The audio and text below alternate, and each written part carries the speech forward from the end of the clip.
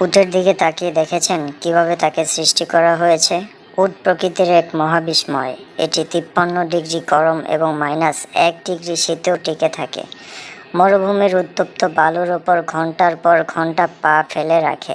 কোনো পানি পান না করে মাসের পর মাস চলে। মরুভূমির বড় বড় কাটা ক্যাকটাস খেয়ে ফেলে। 150 কেজি ওজন পিঠে নিয়ে 100 মাইল হেঁটে পার হয়। উটের মতো এত অসাধারণ ডিজাইনের প্রাণী বিজ্ঞানীদের কাছে এক মহাবিস্ময়।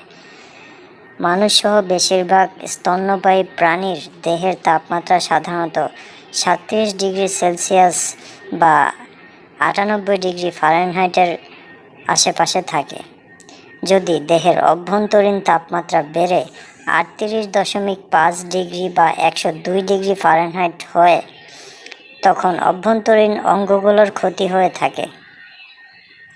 40 ডিগ্রি বা 104 ডিগ্রি হয়ে গেলে লিভার, কিডনি, মস্তিষ্ক, খাদ্যতন্ত্র ব্যাপক ক্ষতি হয়। 41 ডিগ্রি বা 105 ডিগ্রি ফারেনহাইট তাপমাত্রা শরীরের কোষ মরে যেতে পারে। এ কারণেই যখন স্তন্যপায়ী প্রাণীদের অভ্যন্তরীণ তাপমাত্রা স্বাভাবিকের থেকে বেড়ে যায়, তখন শরীর ঘেমে বাড়তি তাপ বের করে দিয়ে ঠান্ডা হয়ে যায়। কিন্তু উটের জন্য এভাবে পানি অপচয় করা বিলাসিতা।